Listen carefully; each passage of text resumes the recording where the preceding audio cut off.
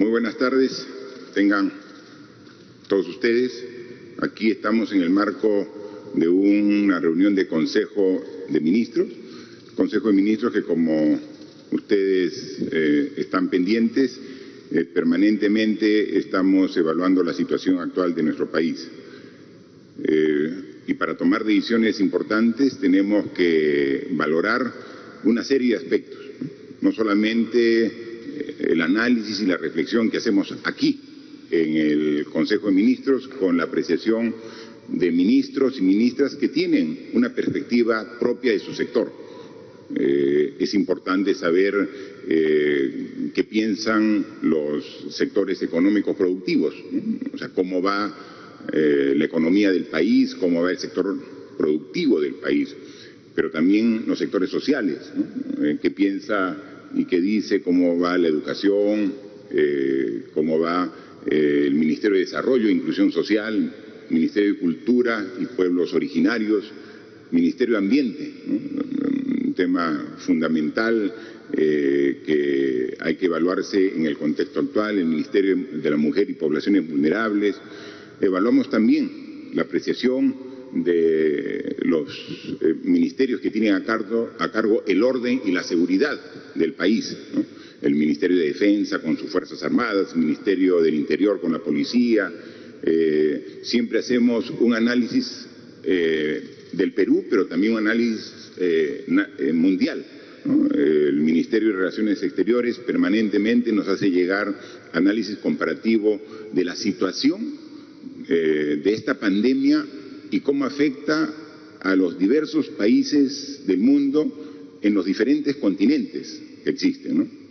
En consecuencia, el análisis amplio.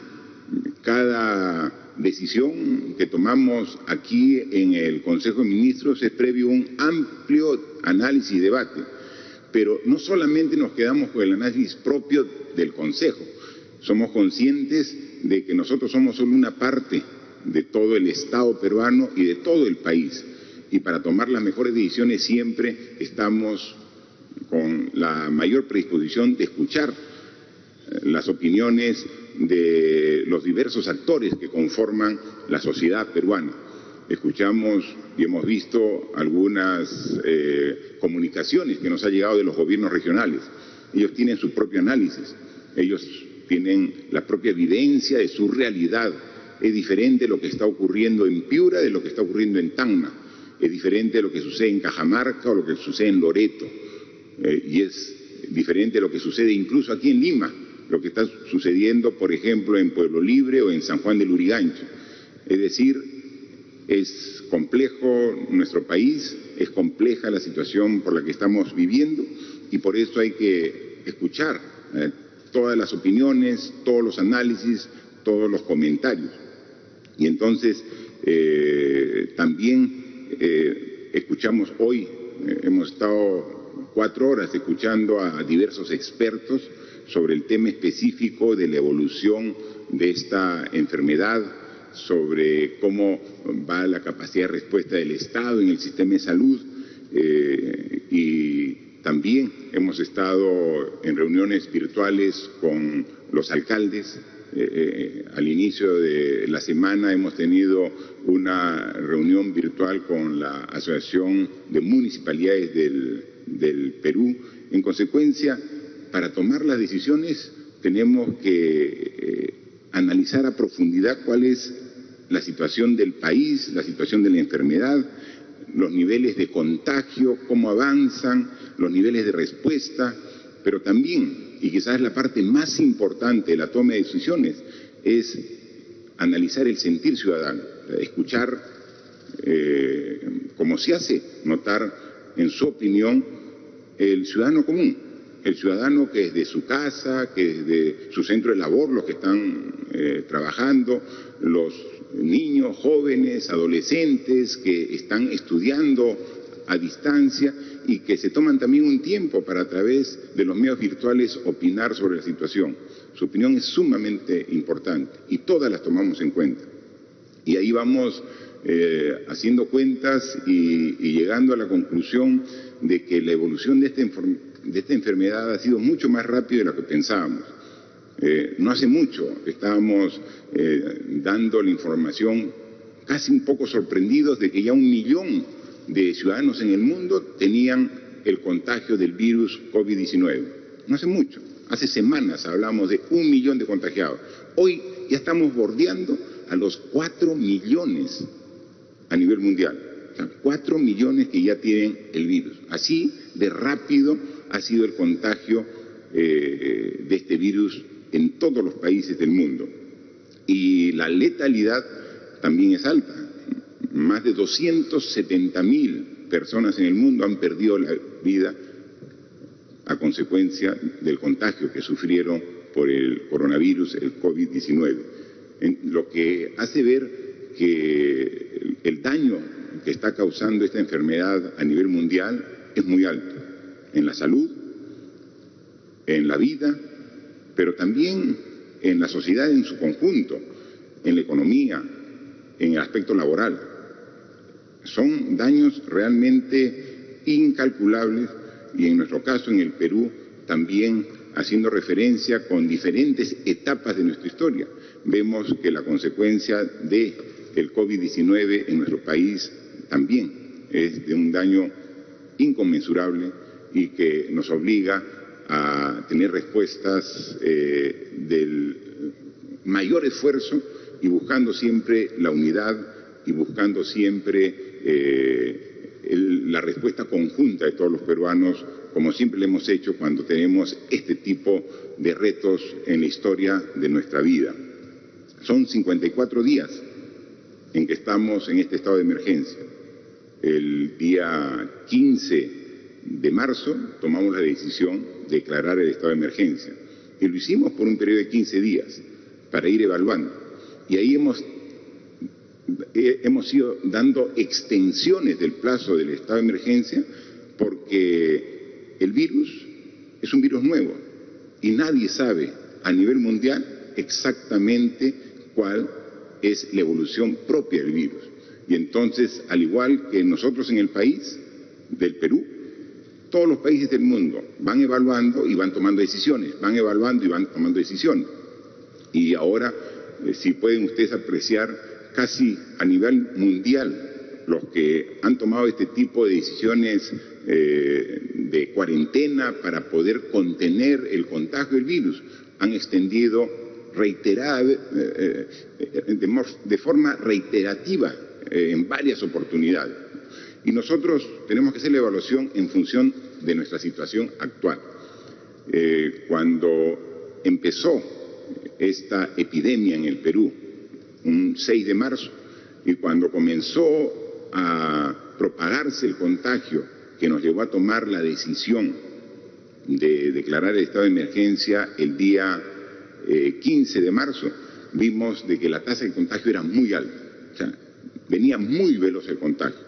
Si no tomábamos decisiones fuertes, drásticas en ese momento, iba a ser imposible de atender los miles y miles de infectados y que iban a generar miles y miles de muertos. Tomamos la decisión y ahora hemos evaluado y podemos decir de que los resultados hasta el momento han logrado bajar el nivel de contagio que al inicio de la cuarentena era de una magnitud de 3 a una magnitud alrededor de 1 ahora. ¿Y eso qué significa? Significa de que al inicio, sin ninguna medida restrictiva, cada persona que se contagiaba, a la vez contagiaba a 3 más. Y cada uno de esos 3 contagiaba a 3 más. Imagínense ese efecto multiplicador del contagio. 1 infecta a 3. Cada uno de los 3 contagiados infectan a 3. Entonces ya son 9. Cada uno de los 9 infecta a 3. Ya son 27. Esa progresión teníamos que evitar. Y entonces hemos bajado esa tasa de contagios que era altísima, de 3 a 2.5, a 2, a 1.5 y ahora estamos por el borde de 1. Es decir, en la actualidad, con esa inmovilización social que se da fruto a la cuarentena, al estado de emergencia, lo que dicen las cifras es que más o menos cada persona que tiene la enfermedad, que tiene el virus, contagia a uno. Entonces ese a la vez contagia a otro más y otra vez uno más, pero ya no contagia a 3 como era al inicio.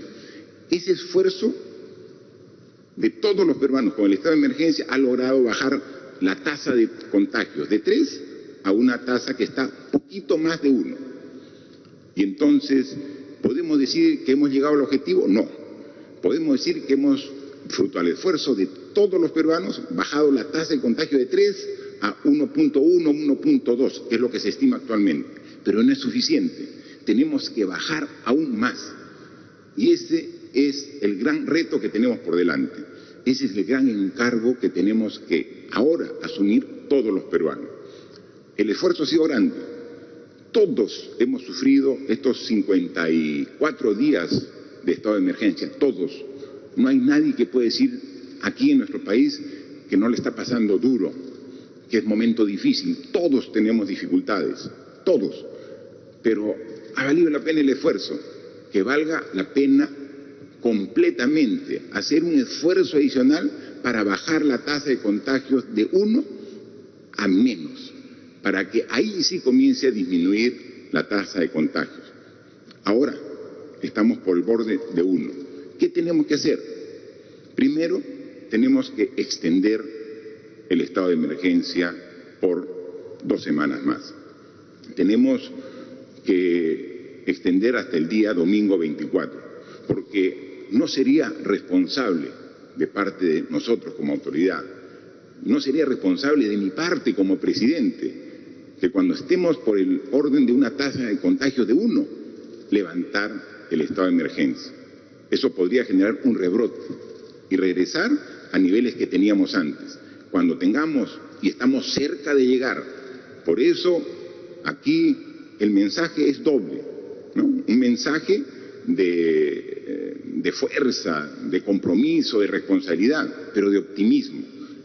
Estos 54 días de esfuerzo de todos los peruanos ha permitido esa bajada de la tasa de contagio, pero todavía no hemos llegado a la meta, ¿no? Y es ahí donde yo te convoco a ti, peruano, peruana, ciudadano, ayúdanos, ayúdate, juntos hagamos este esfuerzo final en estas 2 semanas para que esa tasa de contagio que ya está por el límite de donde queremos llegar, podamos bajar de ese nivel que nos permita decir que los niveles de contagio, es decir, que cuando bajemos de la tasa de contagio de 1, quiere decir que va a haber más gente que se cura que gente que se enferma.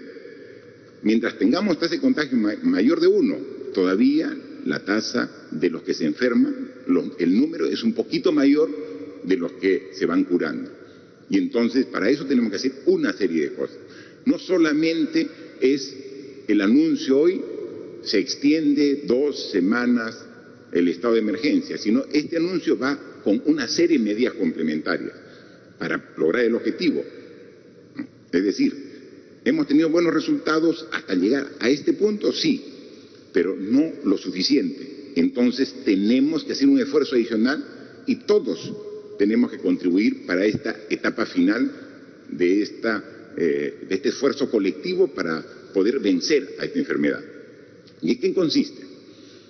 En primer lugar, queremos que no solamente un esfuerzo nacional similar al que veníamos haciendo.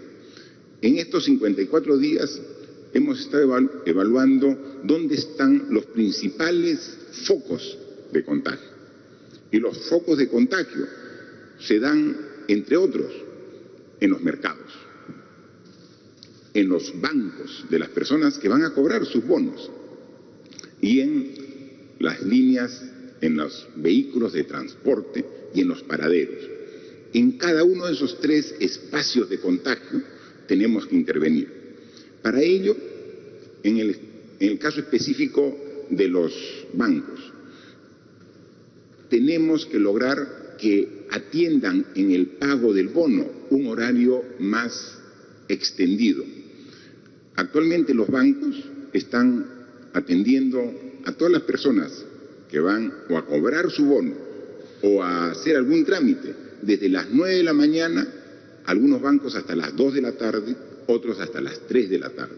Eso es un horario muy pequeño en tiempo para poder atender la gran cantidad de gente que va a cobrar su bono. Porque, como hemos dicho, este mes de mayo es el mes clave para el pago del bono universal. Nosotros dijimos de que más o menos vamos a atender con el bono universal de 760 soles a alrededor de 6.700.000 o 6.800.000 hogares.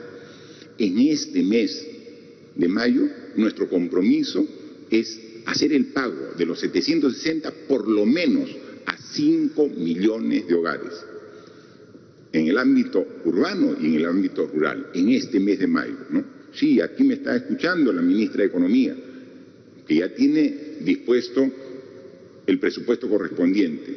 Me está escuchando la ministra de Trabajo, que tiene parte de la responsabilidad de esa transferencia económica. Y está escuchándome la ministra de Desarrollo e Inclusión Social. Este compromiso es a nivel nacional, o sea, tenemos que cumplirlo. En este mes tenemos que hacer el abono, la transferencia, el depósito a los que tienen cuenta de 5 millones de hogares que van a recibir sus 760 soles, para que puedan soportar toda esta larga cuarentena, este largo estado de emergencia y puedan atender sus necesidades básicas. Pero son 5 millones que van a ir a los bancos a lo largo de todo el mes. Ya una parte importante ya ha ido en la primera semana y desde fines del mes de abril están yendo a los bancos. Entonces, ¿qué medida, por ejemplo, vamos a dar en esta nueva etapa a partir del día lunes, este lunes 11? ¿Qué va a ocurrir? De que la inmovilización obligatoria, que ahora es a partir de las 6 de la tarde, se corre hasta las 8 de la noche. O como quieran llamarle, algunos le dicen toque de queda, que es a partir de las 6 de la tarde hasta el día domingo, o hasta el sábado, porque el domingo es inmovilidad total todo el día, este domingo. Entonces, a partir del día lunes 11 de mayo, varía. Y vamos a poder hacer las transacciones bancarias, financieras, o también las compras en los supermercados, en los mercados, hasta la hora, hasta las 8 de la noche. Obviamente, los bancos no van a trabajar hasta las 8, porque tienen que permitir el tiempo suficiente para que los clientes y los propios trabajadores de los bancos puedan retornar a sus domicilios. Pero sí va a permitir de que la atención en los bancos por lo menos sea hasta las 4 de la tarde. Entonces, bancos que atienden hasta las 2 de la tarde, ahora van a partir del lunes a atender hasta las 4 o 5 de la tarde en función ya de la propia organización del banco. Los centros comerciales que atienden hasta las 2, 3 de la tarde pueden atender ahora hasta las 5, 6 de la tarde, porque la inmovilización obligatoria para todos los peruanos ya no va a ser a partir de las 6 de la tarde, sino a partir de las 8 de la noche. Es un tema sumamente importante para evitar esta concentración de gente en el sistema financiero. Entonces van a ir 5 millones de personas que representan a 5 millones de hogares a cobrar su bono, pero en un horario más extendido, y ahí estamos coordinando estrechamente con todos los bancos, no solamente el Banco de la Nación, sino la banca privada, para que puedan también ordenar mejor al interior y al exterior del banco para evitar esta concentración de gente. Mercados. ¿Qué vamos a hacer con los mercados? A nivel nacional hay más de 2.000 mercados. 2.000 mercados. Pero hemos identificado 380 que tienen que ser intervenidos ya, en este mes. 380. Para ello estamos entablando relación directa y coordinada con los alcaldes, con las autoridades locales de todos los distritos del país, para comenzar a trabajar junto con ellos el ordenamiento de los mercados. Pero de todos ellos hemos identificado 36 que son críticos. Hay 36 mercados en Lima y en las principales regiones del país que son críticos, que son centros de alto contagio.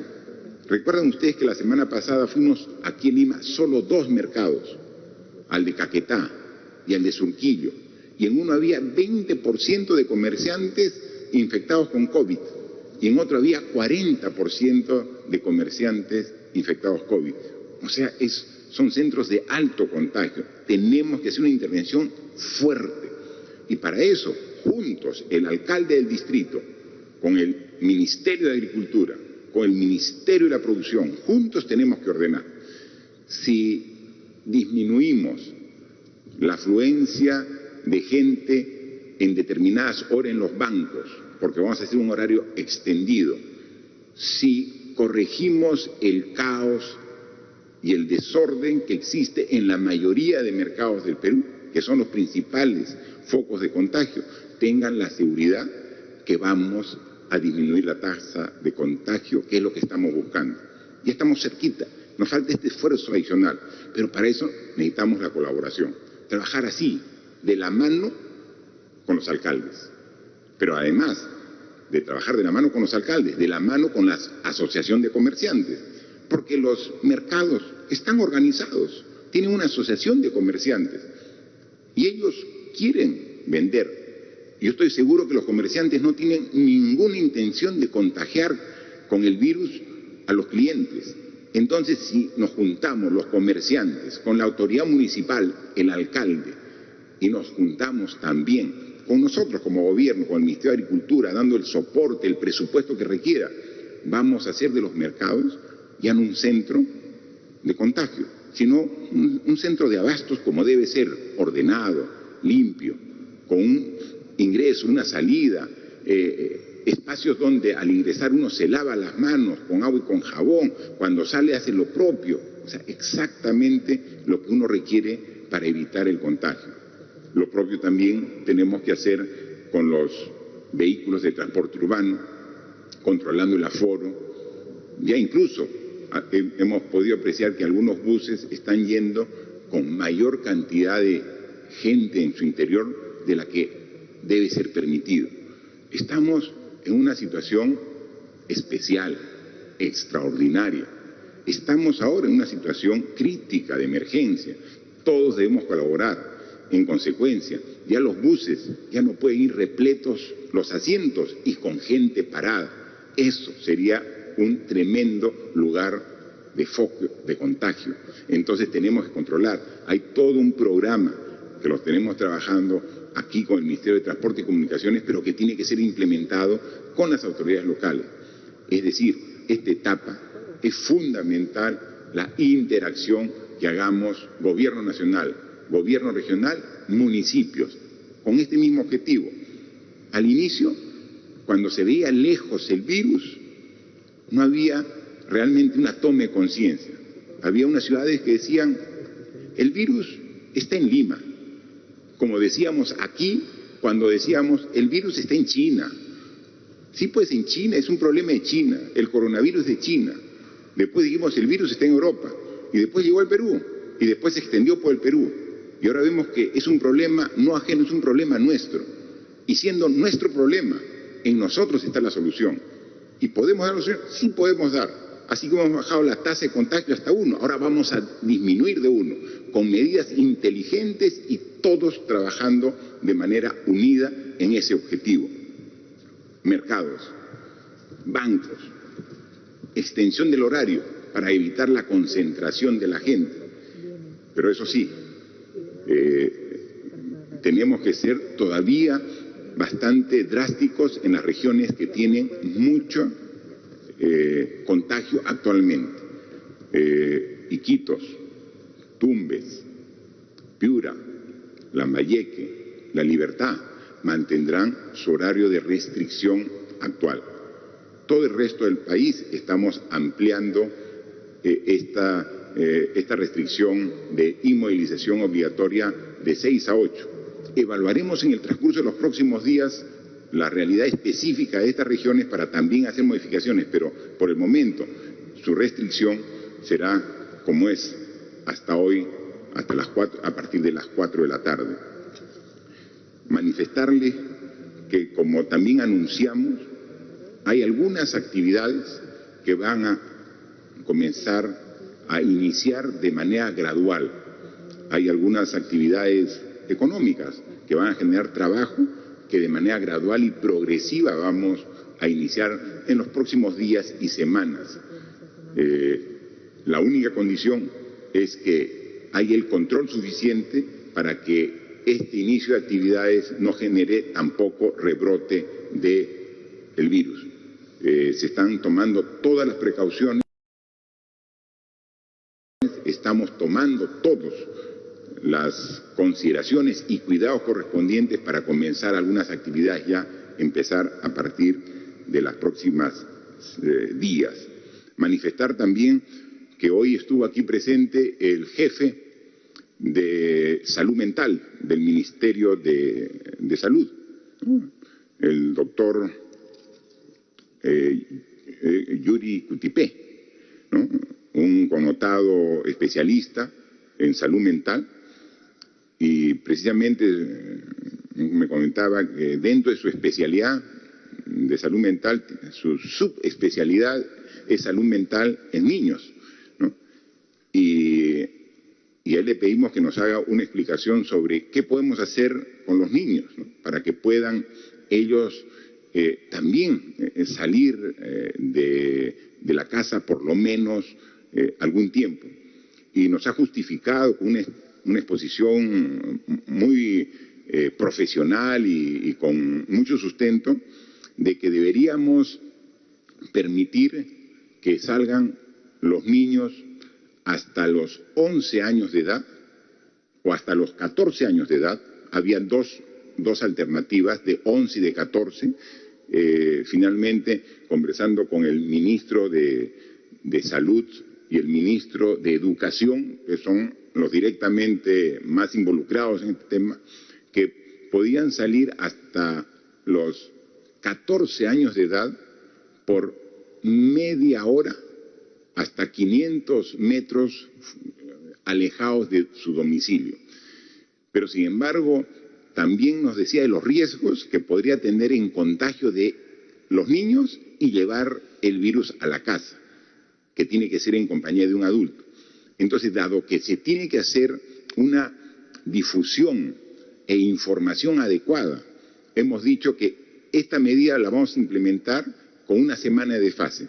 Es decir, a partir del día lunes 18 vamos a implementar ya esta facilidad para todos los niños, lo que nos va a permitir que a lo largo de toda esta semana una campaña de difusión, cuáles son los cuidados que deben tener. Pero a partir del día lunes 18, niños acompañados de un adulto, de su padre, van a poder salir hasta los 14 años, hasta 500 metros.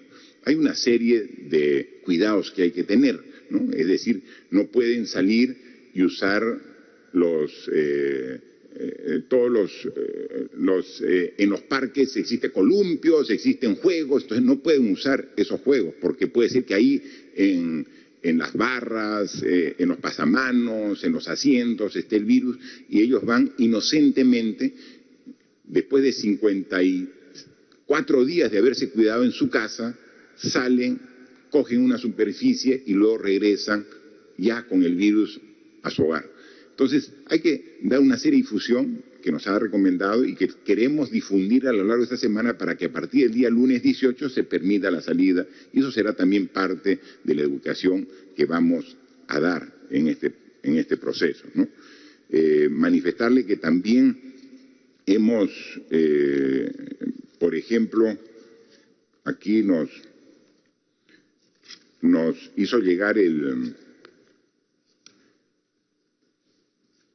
comando COVID, nos hizo llegar también cómo iba a ser el esfuerzo de la respuesta del sistema de salud para atender en este mes de mayo. Es decir, cómo ha ido la evolución de la demanda de camas y cómo actualmente vamos a tener. Aquí tenemos, ¿no? Tenemos aquí el cuadro que nos ha dejado. Cuando iniciamos el estado de emergencia, que fue el día 15 de marzo, para COVID teníamos 2.000 camas a nivel nacional, 2.000 camas, y pensábamos que era suficiente. Ahora tenemos 8.274 camas para COVID, pero es para hospitalización en general. Pero para UCI, recuerdan ustedes que cuando el 6 de marzo anunciamos el primer caso, dijimos que teníamos 100 camas UCI para el COVID. Luego el 15 de marzo ya teníamos 276. Hoy tenemos 937 camas y estamos próximos a llegar a las 1.000 camas. La idea es continuar. Tenemos una presentación que hoy día nos han hecho de que en el mes de mayo, en este mes, vamos a incrementar en 5.000 las camas de hospitalización, porque el esfuerzo es atender a las personas que tienen síntomas en los diversos hospitales del Perú para evitar que se compliquen y lleguen a UCI. En una conferencia pasada estuvo aquí la doctora Pilar Macetti, que es la jefa del comando COVID, y ella dijo cuál era la estrategia. Hay que tratar al paciente que tiene síntomas desde el inicio para evitar que se agrave. O sea, no hay que esperar que el paciente agrave para recién llevarlo directo a UCI. Si hacemos un tratamiento temprano de la enfermedad, ni siquiera requiere ir al hospital, ¿no? Y esa es la nueva fase y etapa que está planteando el Ministerio de Salud. Se ha identificado cuáles son las regiones que tienen el mayor índice de contagio. Y aquí en Lima se ha identificado cuáles son los distritos donde el contagio está muy alto. Entonces está saliendo el Ministerio de Salud con brigadas para identificar a las personas que ya tienen los síntomas e inmediatamente comenzar con tratamiento. Y entonces cuando se comprueba con el análisis de que tiene, ya va el Ministerio de Defensa con el programa Te Cuido para poder atenderlo. Entonces queremos en esta etapa llegar a la etapa inicial de la enfermedad para ahí, con un buen tratamiento, evitar que se complique la enfermedad para ir al hospital. Si van a ir al hospital, estamos aumentando 5.000 camas más. Ahora hay 8.274 y vamos a incrementar 5.000 camas adicionales. No solamente en Lima, estamos concentrando el incremento de camas en Iquitos, en Piura, en Lambayeque, en La Libertad, en Ancash, pero en Chimbote y en Huaraz, en Pucallpa, en Ucayali, en Arequipa y en Cusco. Los expertos y en función de la proyección han determinado que ahí tenemos que ampliar camas. Si más adelante se requieren para otras regiones, inmediatamente se harán las decisiones correspondientes. Pero para esas ciudades ya se va a incrementar, y obviamente para Lima, 5.000 camas adicionales. Obviamente no se va a construir un hospital, son hospitales de emergencia, son hospitales de campaña, pero debidamente equipados con el personal de salud correspondiente para que puedan atender a los pacientes de COVID. No queremos que la demanda supere a la capacidad de respuesta.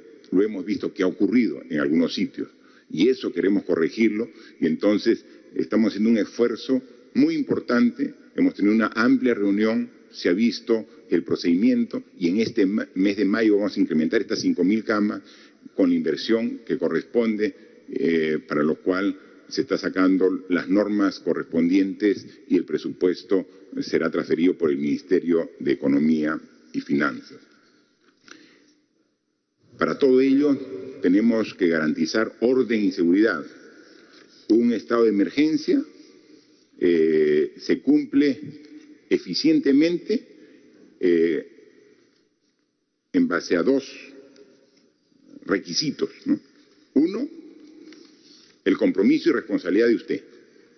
O sea, si usted, ciudadano, cumple las indicaciones que hemos dado hace más de 50 días, vamos a continuar en el proceso hasta eliminar el contagio.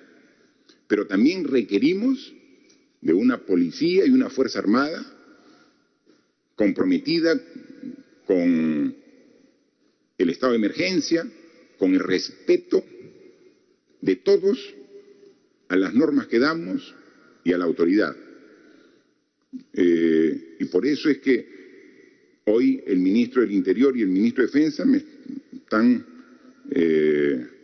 también retomando todo este esfuerzo con el nuevo horizonte que tenemos de estado de emergencia, ¿no? Y redoblando su compromiso, su esfuerzo y su entrega, no solamente ellos, sino de todos los efectivos, que son 150.000 efectivos de la policía y las Fuerzas Armadas, que en Lima y en todo el Perú van a estar en las calles haciendo cumplir estas indicaciones. Son 80.000 policías que van a estar en las calles y son 70.000 miembros de las Fuerzas Armadas que se suman a la policía, que apoyan, que respaldan a la policía en mantener el orden, mantener la seguridad y la disciplina que se requiere para este tipo de acciones. El Ejército ha dispuesto 50.000 efectivos entre oficiales, técnicos y tropa, la Marina 12.800 y la Fuerza Aérea 5.700, un total aproximado de 70.000 miembros de las Fuerzas Armadas, que con más 80.000 policías son 150.000 efectivos que van a estar en las calles haciendo cumplir estrictamente lo establecido por el bien de todos los peruanos. Por último, ya para concluir, manifestar que este domingo es el Día de la Madre y es el ser que representa más para uno. Yo creo que el símbolo de entrega, de compromiso, de amor, es la madre. Y vamos a estar este domingo con inmovilización total. Los que tienen a su madre, si viven con ella, seguramente la saludarán, pero muchos no viven con ella. Ya han hecho su propio hogar y están alejados de su madre. Y claro, el mayor anhelo es ir y estrecharle entre tus brazos y darle un fuerte abrazo y un beso a tu madre, ¿no? Y no lo vamos a poder hacer porque somos responsables. Y creo que el mayor sacrificio que debemos hacer este domingo 10 de mayo, Día de la Madre, es protegerla, cuidarla. Y así como le hemos dado muchos besos y abrazos antes, esperar un tiempito más para nuevamente retomar con esas muestras de cariño. La mayor forma de demostración del amor a nuestras madres, a los que la tienen. Yo ya la perdí hace 6 años, pero a los que tienen su madre viva, presente, cuídenla, cuídenla, protéjanla. Y ahora la forma de proteger a la madre es mantenerla lejos hasta que pase esta enfermedad. Esto va a pasar. Vamos a dominar esta enfermedad, la vamos a vencer. Es duro, difícil, pero la vamos a vencer.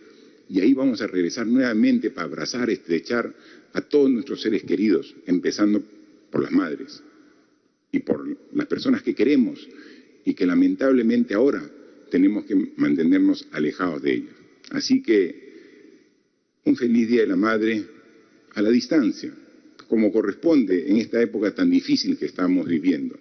A las madres de cada uno de ustedes, pero también a las madres que van a estar seguramente ese día trabajando. Hay madres que son médicos, que son enfermeras, que son policías, que son parte de las Fuerzas Armadas. Madres que están en condiciones muy difíciles, que trabajan en las municipalidades, en Serenazgo, que también son parte de la primera línea, municipios, gobiernos regionales, madres que, a pesar del riesgo de contagio, siguen esforzándose por llevar el pan para su familia. A todas ellas, un abrazo a la distancia. Y por ellas y por todas las familias, hagamos este esfuerzo todos los peruanos de poner esta etapa adicional de compromiso para poder salir airosos. Estoy seguro que lo vamos a hacer, estoy convencido que lo vamos a hacer. Y cuando superemos esta etapa, todos vamos a decir que valió la pena el gran esfuerzo y vamos a salir fortalecidos y renovados para hacer de nuestra patria, el Perú, el país grande que todos queremos. Muchas gracias. Preguntas. Gracias, presidente, ministros. La primera pregunta es de Radio Impacto Chinchero de Apurímac.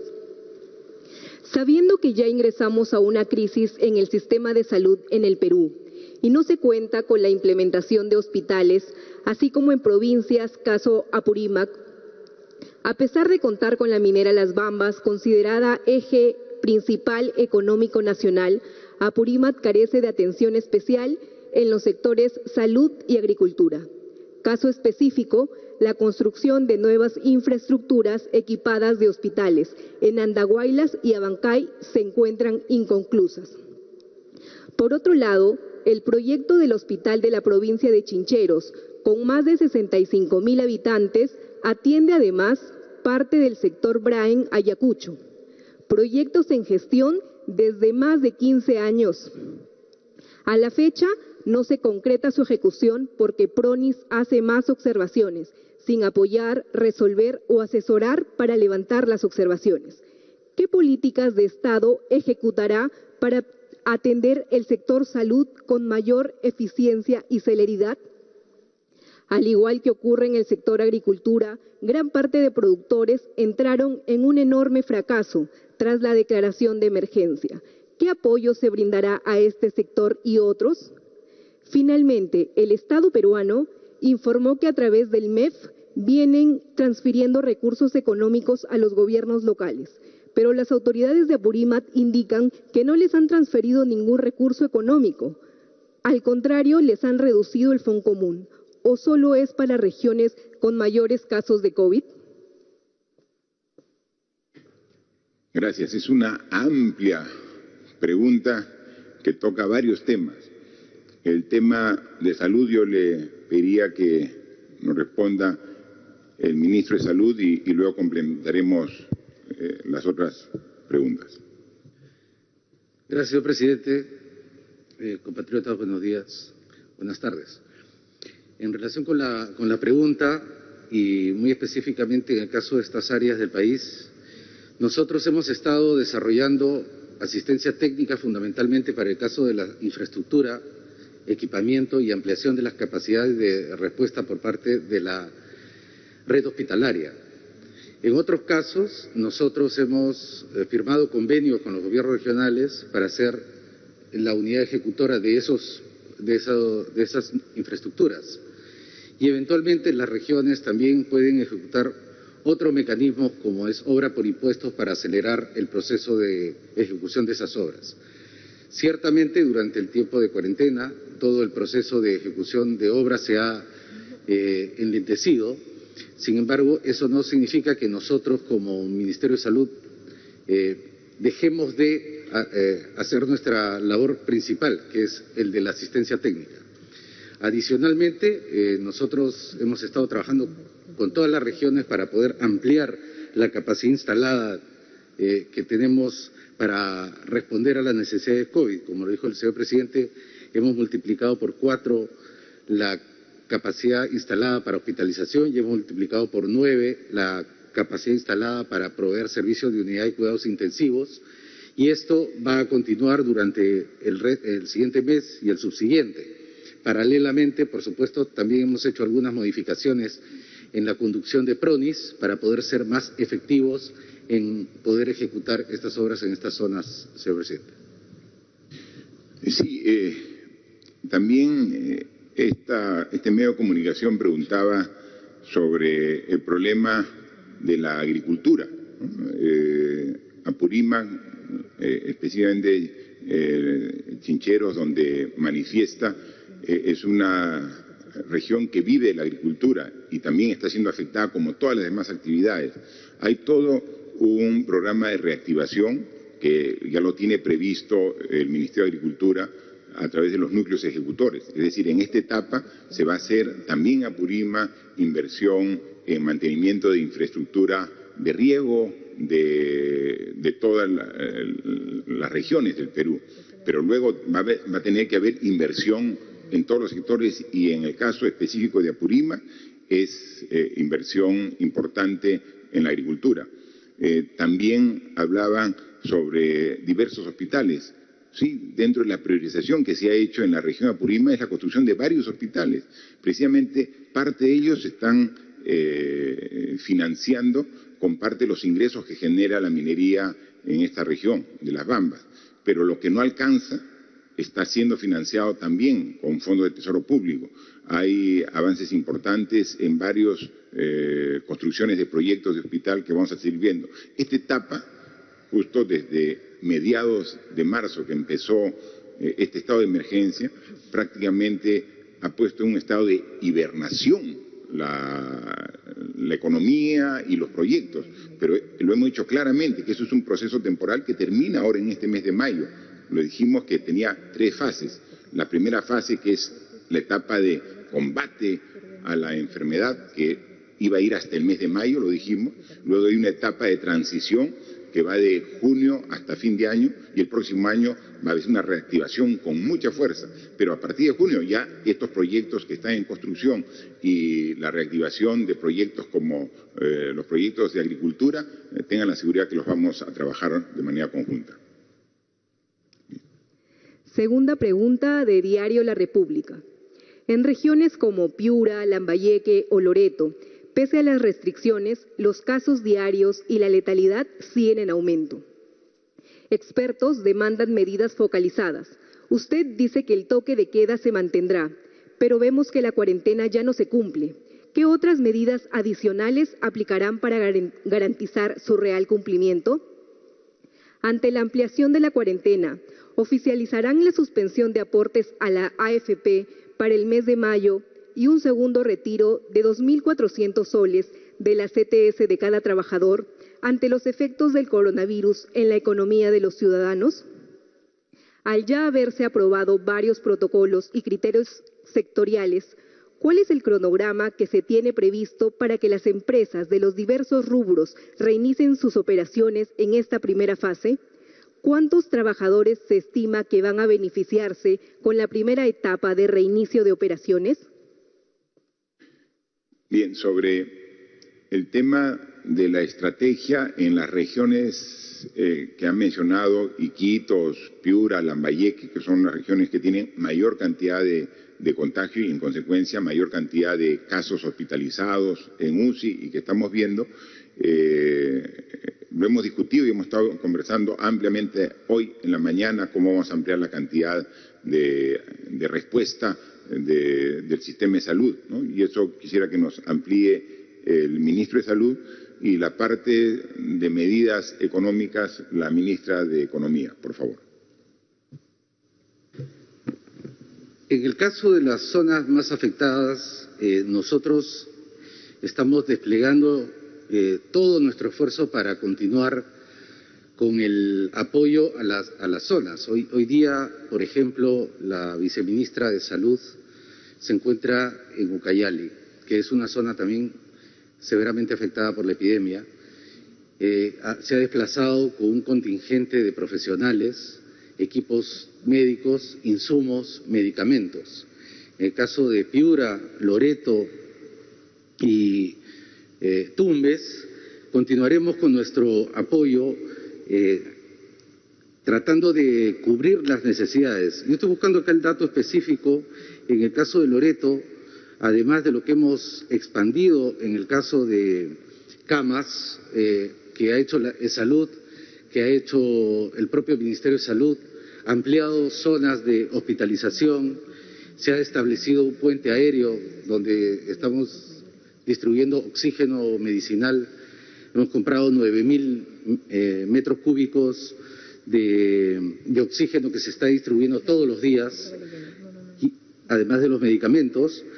La propuesta para la expansión más específica dentro de estas 5.000 camas que usted, señor presidente, ha anunciado, se encuentra la expansión de camas de 500 camas en Piura, en Lambayeque de 344, en La Libertad de 100 camas, con sus respectivas UCIs, 45 y 56 y 25 respectivamente, y en el caso de Loreto y Ucayali, las camas de hospitalización van a llegar al número de 500, y en el caso de las UCIs vamos a implementar 35 UCIs en el más breve plazo para seguir apoyando estas zonas. Bueno, la lista continúa para el resto del país, seguramente lo vamos a publicar toda la lista completa, pero específicamente para estas zonas, esa es lo que vamos a expandir en el corto plazo. Bien, y adicionalmente de la atención hospitalaria que la estamos incrementando, o sea, hay una atención, hay 500 camas a las actuales que tiene Piura para atender los casos COVID. En este mes vamos a ampliar 500 camas en Piura, 300 camas en Iquitos, 300 camas en Lambayeque, por decir las 3 regiones, pero ese es para los que van a hospitalización. Pero también parte de la estrategia es atender a los que tienen el virus, pero que no necesitan hospitalización. Entonces hay una atención y hay todo un sistema que se está implementando ahora, que lo puede detallar el ministro de Defensa. Por favor, ministro. Gracias, señor presidente. Sí, hay muchas personas que tienen los síntomas o son detectados como positivos y son asintomáticos. A estas personas se les está aislando si tienen las condiciones en sus domicilios o se les está aislando en algún centro diferente a su domicilio, acá en Lima, por ejemplo, en las Torres Panamericanas. Además de aislarlo a la persona que está infectada, también se le aísla a toda la familia y contactos que ha tenido, porque probablemente ya están contagiados. Y si se le aísla en la casa, se le hace un seguimiento clínico, tanto médico como de apoyo psicológico. Además, si la familia lo requiere, hay un equipo que le lleve víveres, no solamente los víveres secos, sino también los víveres frescos, para que permanezcan en cuarentena durante 15 días. Todo este sistema se está complementando ahora en esta fase donde ciertas actividades económicas se van a activar. Se está complementando al equipo Te Cuido Perú con un equipo de detección y tratamiento temprano. ¿Qué significa esto? Que es muy importante la detección temprana de los infectados e iniciar inmediatamente el tratamiento. Esto evita bajar la carga viral y evita que estos pacientes, muchos de ellos lleguen a los hospitales, otros a UCEs y desafortunadamente muchos de ellos fallezcan. Entonces, con la experiencia de otros países, con los estudios que está haciendo acá el Ministerio de Salud, se está complementando a este Te Cuido Perú la detección y el tratamiento temprano de los pacientes. Eso es lo que se va a intensificar en lugares donde hay mayor contagio, como son Lambayeque, Loreto o las regiones del norte. Para ello se va a implementar una mayor cantidad de equipos rápidos de respuesta, que son los que detectan en los domicilios, en los mercados durante los operativos, en los paraderos donde hay mayor concentración de gente, y esto nos va a permitir no solamente aislar a la persona, sino darle un tratamiento temprano. Esto es una estrategia global que va a ser muy eficiente, que va a permitir que mucha gente ya no llegue a los hospitales y tampoco llegue a estados de situación crítica o grave. Por favor, ministra de Economía, a completar la respuesta. Gracias, presidente. Quisiera también aprovechar para complementar la respuesta a la primera pregunta, que entiendo que es una preocupación de varios municipios y gobiernos regionales. Primero quiero referirme al financiamiento a los gobiernos locales. Somos totalmente conscientes de la caída en la recaudación que han experimentado, no solamente a través de sus impuestos predial, sino también el Foncomún, que está directamente relacionado con el IGB. Para ese caso estamos implementando una estrategia para poder darles el financiamiento desde el gobierno nacional, porque lo que nos importa es que no se paralicen los servicios que brindan a los ciudadanos. Los gobiernos locales tienen importantes servicios como la seguridad ciudadana, el recojo de la basura.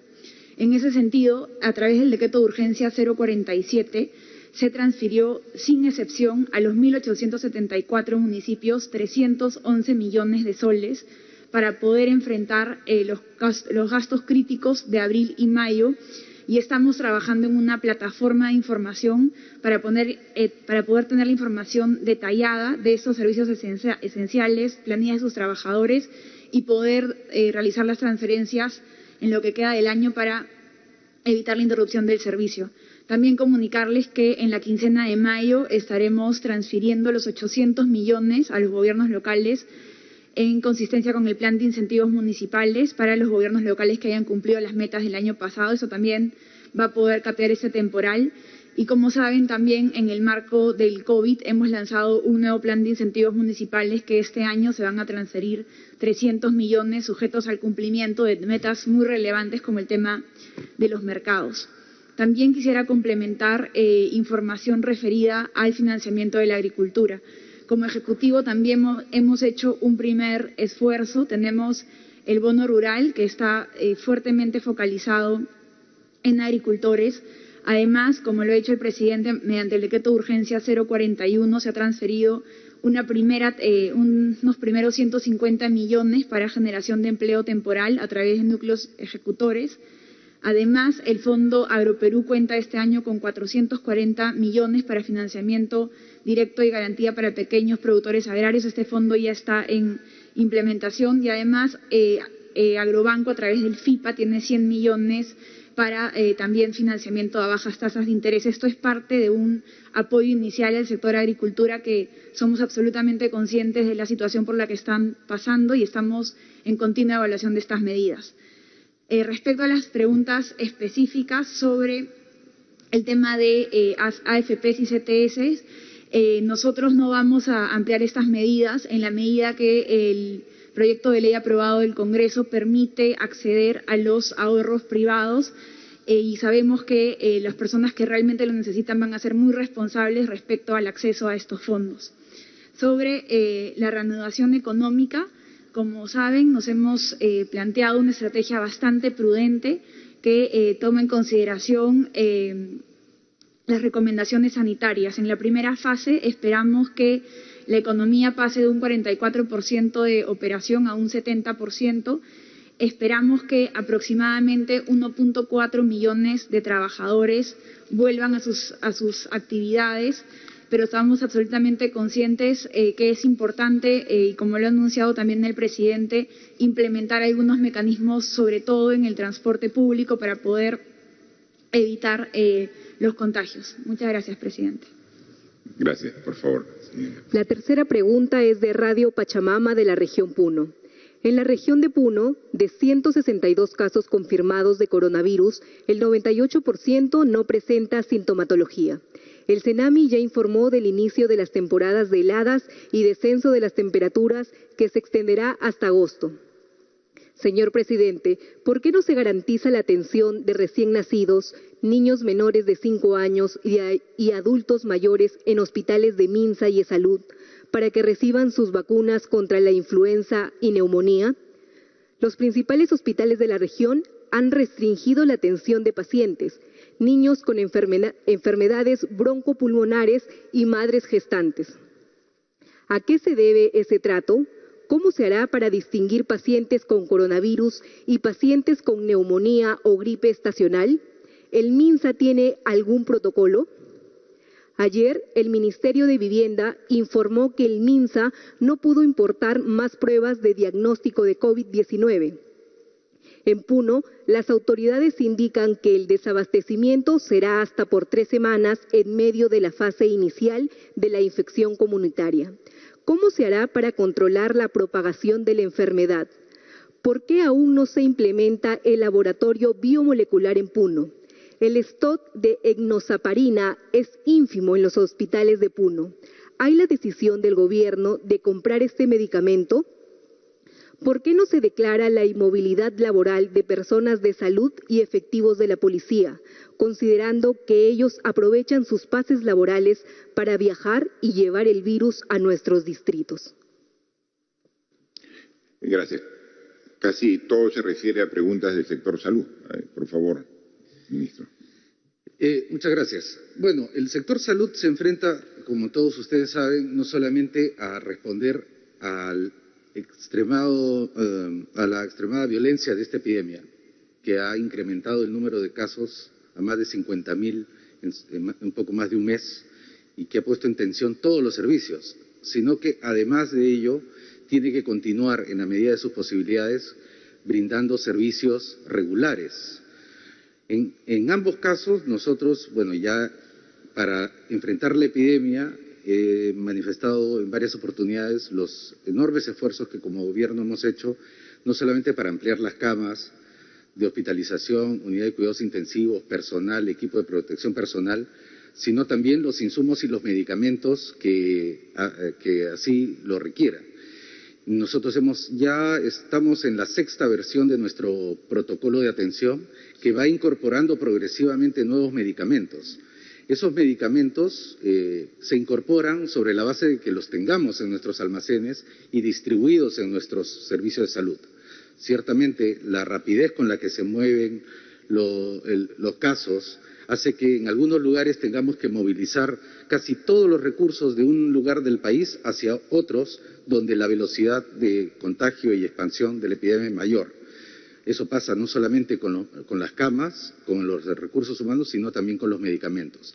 Y es posible que efectivamente en algunos lugares no hayan conseguido la enoxaparina, por ejemplo, porque esta ha sido movilizada en lugares como Loreto, Ucayali, Piura, Tumbes, donde los casos están en muy altas tasas.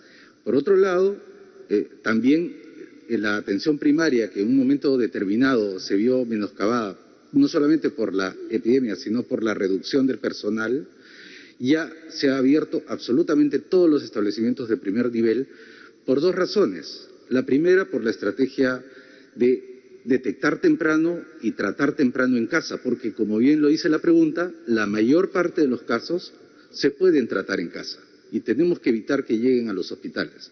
Pero además, porque tenemos que seguir continuando tratando a nuestros pacientes con tuberculosis, diabetes, hipertensión, cáncer, hacer control prenatal y eventualmente continuar con el parto y el puerperio, además de proveer las vacunas. Por poner un ejemplo, en este último, en las vacunas, nosotros hemos adquirido 4 millones de dosis de vacunas para influenza y 1 millón de dosis para neumonía, para prevenir la neumonía por neumococo. Y la vacunación ya empezó hace prácticamente 2 semanas en puntos fijos. Ya ha empezado en lugares donde hay largas colas de concentración para poder esta estrategia desarrollarla con mucho cuidado, adecuadamente protegido nuestro personal de primer nivel y que pueda no solamente protegerse de una contaminación, sino evitar que ellas y ellos contaminen a la población, como en un primer momento tuvimos que detener la vacunación. Pero ya la vacunación se reinició. Para complementar, hace poco más de una semana también estuve en un centro de salud. Pude visitar el centro de salud Laura Rodríguez Dulanto, acá en Lima, y habían continuado sus actividades de control de tuberculosis. Habían atendido en plena epidemia, 72 partos. Solamente en la noche donde fui a visitarlo, habían atendido 2 niños esa noche. Nuestras actividades ciertamente se dan con severas restricciones por la cantidad de casos de la epidemia, pero en ningún caso se ha cerrado y continuaremos haciéndolo en todo el país. Sobre la parte final de la pregunta, el periodista de Radio Pachamama de Puno manifestaba sobre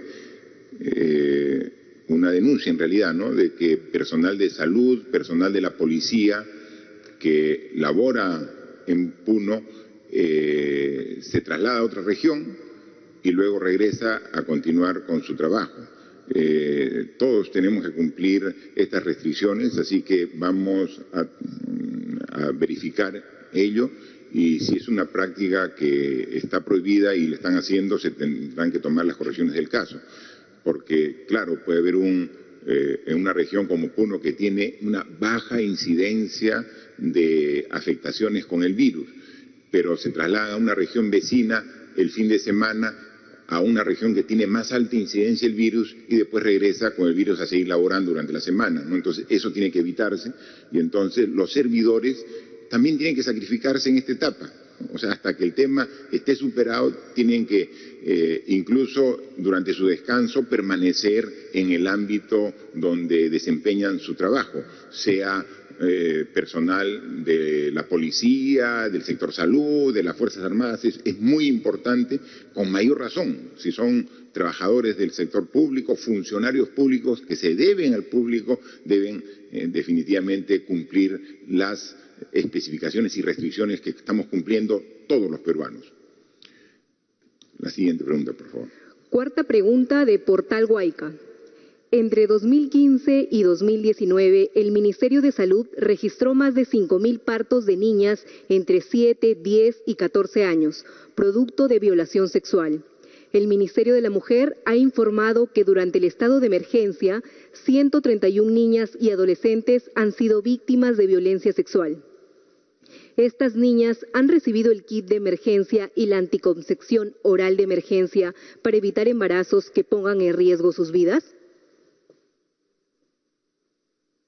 Bien, está hablando sobre el Ministerio de la Mujer. Sí, pues manifiesta que uno de los problemas que se ha tenido en esta cuarentena, en este estado de emergencia, es que no han desaparecido los ataques, las agresiones, la violencia contra la mujer y lamentablemente tampoco ha desaparecido las violaciones sexuales, como dice aquí esta pregunta de Huayca, referido al tema de violaciones en niñas, ¿no? Y pregunta si estas niñas han recibido el kit de emergencia y la anticoncepción oral de emergencia para evitar embarazos que pongan en riesgo sus vidas. En todo caso, el rol del Ministerio de la Mujer se mantiene permanente. No es que estamos en estado de emergencia, al contrario, está mucho más alerta el Ministerio de la Mujer para evitar que se den este tipo de agresiones y violencia contra la mujer, violencia sexual en esta etapa de confinamiento en los hogares de las familias que viven en él, ¿no? Actualmente la ministra de la Mujer, Gloria Montenegro, ha viajado porque ella, como saben ustedes, cada ministro tiene una región bajo su responsabilidad. La ministra de la Mujer tiene bajo su responsabilidad el sector, la región de Ucayali. Hoy ha viajado con la viceministra de Salud hacia Pucallpa, precisamente para evaluar cuál es la situación de Pucallpa en cuanto a la preparación y cómo está afrontando la evolución de esta enfermedad en toda la región de Ucayali, y ella seguramente vendrá con las recomendaciones correspondientes. Pero si pudiera hacer algún comentario, la viceministra que reemplaza a la ministra aquí respecto al accionar del ministerio en esta época de estado de emergencia para cumplir el rol que tiene, por favor. Gracias, presidente. El Ministerio de la Mujer también tiene servicios de primera línea. Tenemos la Unidad de Protección Especial y los Centros de Emergencia Mujer que no están funcionando. El Centro de Emergencia Mujer ha constituido equipos de atención urgente para abordar estos casos. En total son 226 casos de violencia sexual contra niños, niñas y adolescentes que se ha producido en esta etapa. Y estos servicios han activado todos los mecanismos de protección judicial, pero también de acogimiento a ellos. La Unidad de Protección Especial ha dictado medidas de protección hacia estas niñas y están a buen recaudo. Se hacen las coordinaciones con el Ministerio de Salud en general para que la atención en salud también sea de acuerdo a lo que es la normatividad y se les pueda emitir el kit de protección que ellas requieren. Muchas gracias, por favor. Última pregunta de Semana Económica. El protocolo de comercio electrónico obliga a restaurantes y empresas en general a asumir el envío de productos, un costo logístico alto para las compañías hoy bajo gran estrés financiero y con poca o nula experiencia en ello en muchos casos. ¿Se ha calculado el impacto que podrían generar las medidas planteadas por el gobierno en las finanzas de las pymes que hoy buscan vender vía online? De otro lado, el Congreso ha aprobado por insistencia la ley que suspende el cobro de peajes, lo que expone al Estado peruano a demandas arbitrales internacionales. Comprometería la realización de obras en las vías concesionadas a los privados y el mantenimiento de las mismas. La ley estaría modificando las reglas de los contratos de concesión, lo que sería institucional. ¿Qué medidas evalúa el Ejecutivo para enfrentar esta situación? ¿Presentarían una demanda de inconstitucionalidad ante el TC? Ministra de Economía, por favor, sobre esta parte de la pregunta. Sí, como lo advertimos en su momento, esta ley es indirectamente un subsidio a un grupo muy reducido de empresas que le va a costar a todos los peruanos. Esa ha sido las advertencias que hemos hecho y nosotros con mucha responsabilidad, con la responsabilidad de salvaguardar el interés de todos los peruanos y del Perú, vamos a iniciar la demanda de inconstitucionalidad en los próximos días. Sobre el tema del comercio electrónico, ¿no? Por favor, la ministra de la Producción, la primera parte de la pregunta. Gracias, presidente. Buenas tardes con todos. Respecto al tema del delivery o tanto del e-commerce como del restaurante, se debe mencionar lo siguiente. Las empresas de e-commerce se caracterizan por tener un esquema integral de ventas que tiene que ver con marketing, con plataformas de negocio, con pago en línea. De este tipo de empresas, actualmente, de acuerdo a la plataforma SUNAT, se tienen 400 empresas. En esta etapa se han autorizado 248 empresas, donde hay pequeñas, medianas y grandes. A su vez, estas se caracterizan por tener canales de distribución. Respecto a la pregunta puntual, ¿cómo hacen las microempresas o las pequeñas empresas para poder vender online? Debemos tener en cuenta que esta es una primera etapa, que esta focalización que se ha realizado es para operar durante las primeras semanas. ¿Qué quiere decir esto? Que en las subsiguientes semanas, luego de la evaluación de cómo va aplicándose los protocolos en este segmento, se van a ir ampliando nuevos actores también para poder ingresar a operar en el mercado.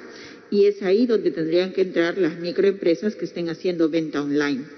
Respecto al tema de los operadores de entrega a domicilio, como bien señalamos, tanto para el sector restaurantes como el comercio electrónico, en este momento se hacen obviamente con el sistema que tienen ellos o que pueden habilitar dentro de sus empresas. En el caso del restaurante puntualmente fue un tema que se discutió al momento de poder elaborar los protocolos con el mismo grupo de restaurantes que van a operar.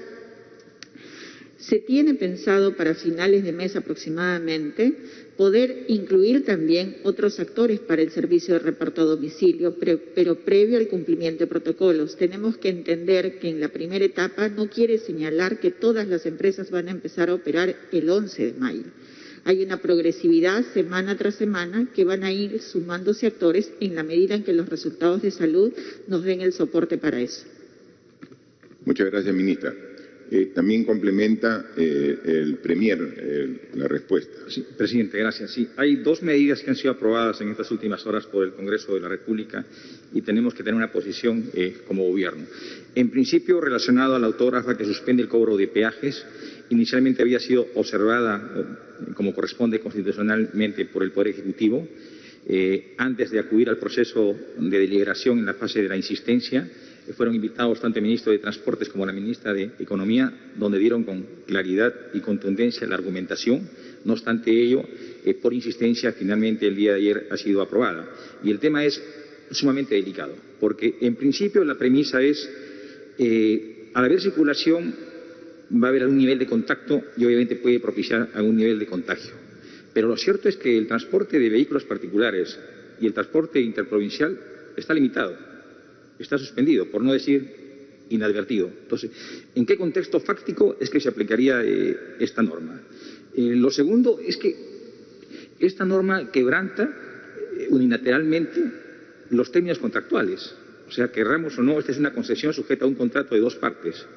Y lo otro más delicado es que contraviene abiertamente el artículo 62 de la Constitución. Y esto puede motivar dos cosas. Una, que como gobierno podamos ser denunciados a un tribunal arbitral, en este caso el SIADI, y obviamente seguramente con una fuerte reparación. Y por otro lado también que de aplicarse esta norma prácticamente estaríamos renunciando a lo que es el mantenimiento de las vías y tendría que ser asumido bajo costo del Gobierno nacional. O sea, no se están midiendo las consecuencias con la mayor consideración al Congreso, se está actuando con suma ligereza y aquí tenemos que tener una respuesta como Estado.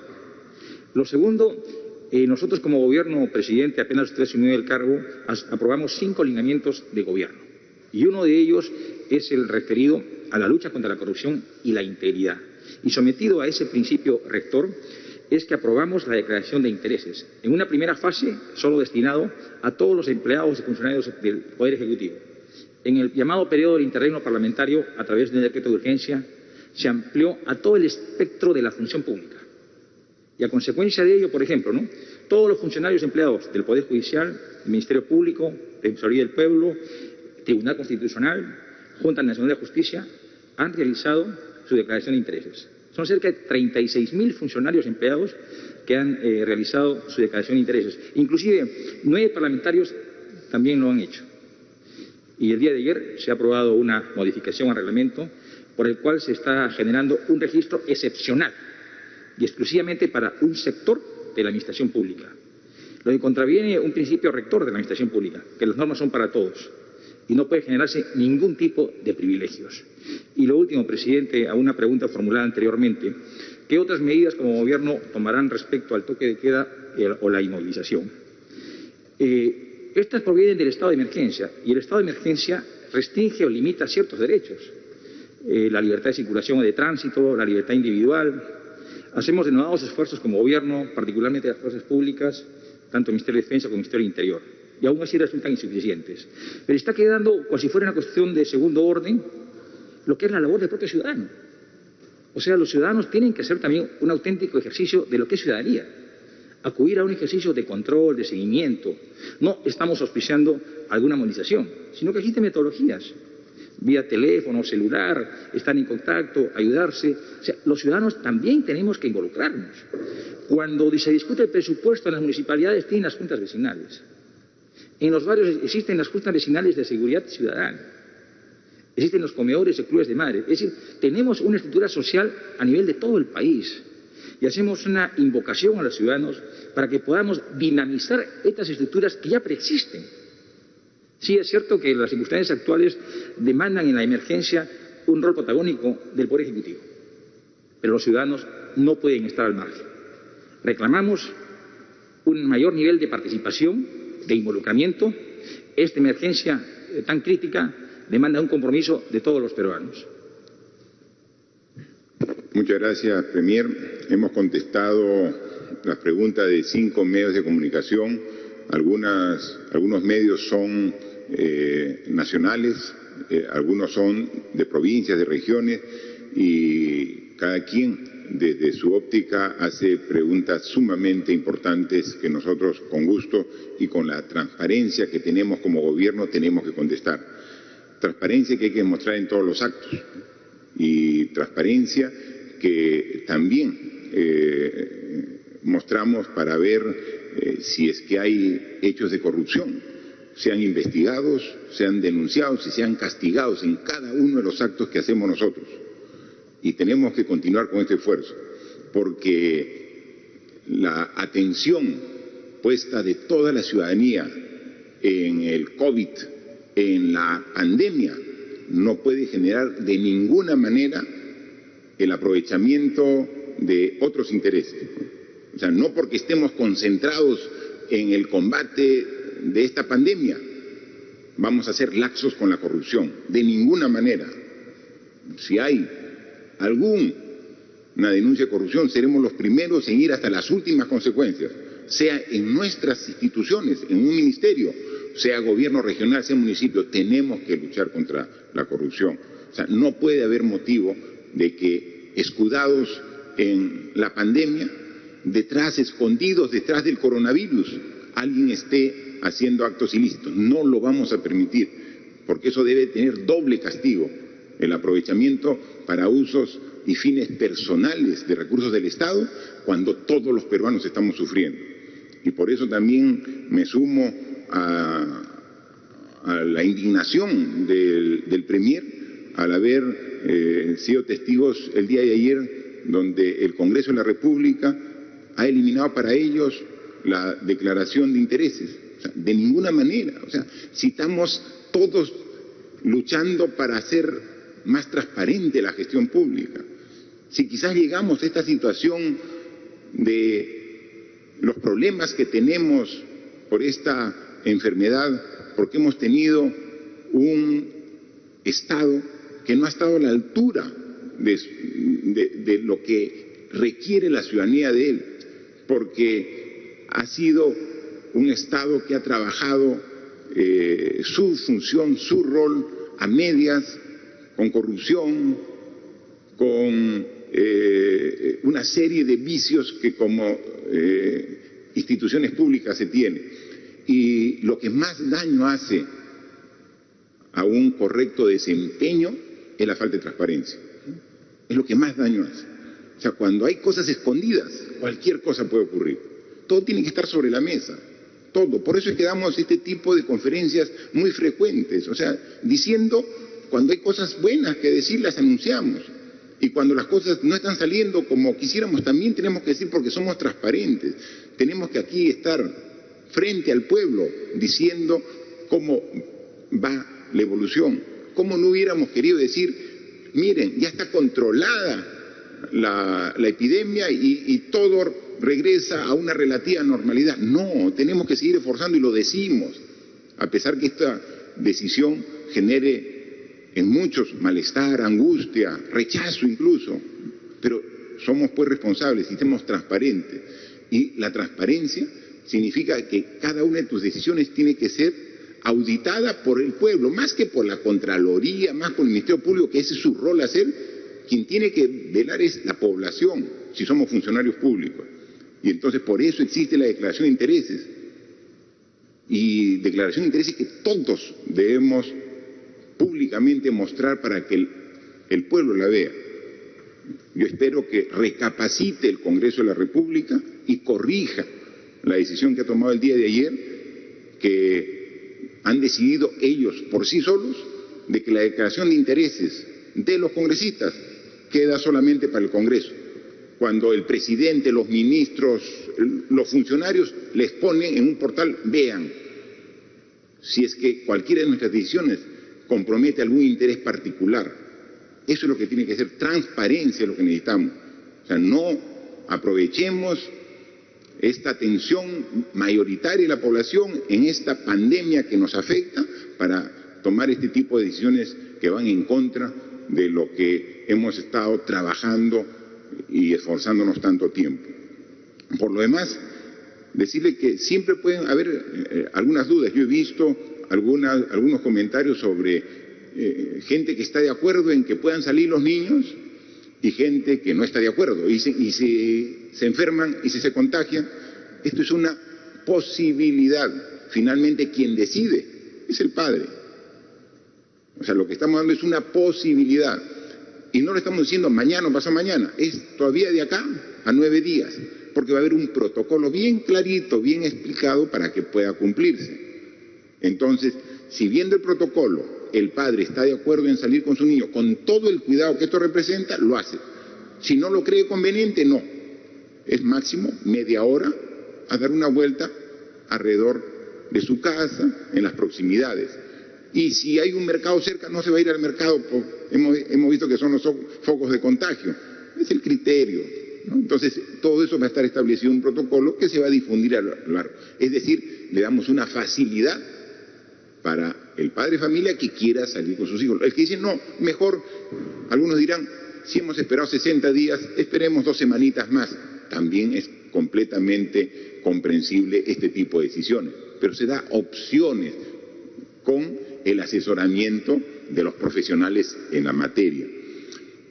Y no es que no hayamos hecho esfuerzo. Seguimos haciendo esfuerzo y hay noticias importantes. Esta semana ya la Marina entregó su primer lote de respiradores mecánicos, esos que se necesitan en UCI, fabricados aquí, tecnología nacional. La Marina de Guerra, parte de la Fuerza Armada, ya los tiene. Y también esta semana llegó el primer lote de la importación de respiradores que vienen desde China. Hemos comprado el gobierno 450. La primera parte ya llegó, ya los tenemos. ¿A dónde se distribuyen estos primeros ventiladores? En función de la evaluación, donde se requiera. Se requiere Iquitos, van a Iquitos. Se requieren en Piura, van a Piura. En Ucayali ha comenzado a aumentar y no tienen ventiladores, va a Pucallpa. Entonces, para eso es el manejo nacional, donde, oye, pero Lima es grande y también se está quedando, se quedan unos cuantos en Lima. Y sigue, la semana siguiente llega otro lote y también comienza a salir de manera progresiva la fabricación. Entonces, estamos trabajando, más camas, más ventiladores, un manejo integral, yendo a las zonas de mayor contagio como San Juan de Lurigancho, por ejemplo, yendo para ver y ahí atendiendo directamente a la población que se va viendo afectada. Hay una serie de temas por los cuales seguimos trabajando, pero finalmente los resultados de este esfuerzo solamente van a ser el fruto del esfuerzo de ustedes y nosotros, el fruto del esfuerzo conjunto. Nosotros vamos a cumplir lo que nos comprometemos y que lo hemos dicho acá, y para eso han renovado las Fuerzas Armadas y la Policía su compromiso de hacer respetar las obligaciones que debemos cumplir todos en este estado de emergencia. 150.000 efectivos entre policías e integrantes de las Fuerzas Armadas que asumen ese compromiso. Pero 150.000 comparado a los 32 millones de peruanos, ese es el compromiso que necesitamos. Muy bien, y valoramos el compromiso y la ratificación de esfuerzo de las Fuerzas Armadas y la Policía, pero tiene que ir sumada al compromiso de los 32 millones de peruanos. Todos. Estoy seguro que vamos a vencer esta terrible situación y vamos a demostrar que los peruanos somos capaces de asumir estos grandes retos. Así que a trabajar, a seguir adelante, y este fin de semana nuevamente no vamos a poder darle un saludo directo por el Día de la Madre, pero aquí reiterarle nuevamente el ser más querido por todos. La madre es la representación en sí del amor, de la entrega, del sacrificio. Amor, entrega y sacrificio que requerimos ahora todos los peruanos para poder librarnos de este terrible mal. Yo estoy seguro que las madrecitas de todos los que están aquí, y también las madres que son parte de este gabinete, como las madres que están en todo el país, van a ser el aliciente, van a ser nuestro estímulo para sacar fuerzas de donde a veces ya no hay, para seguir trabajando.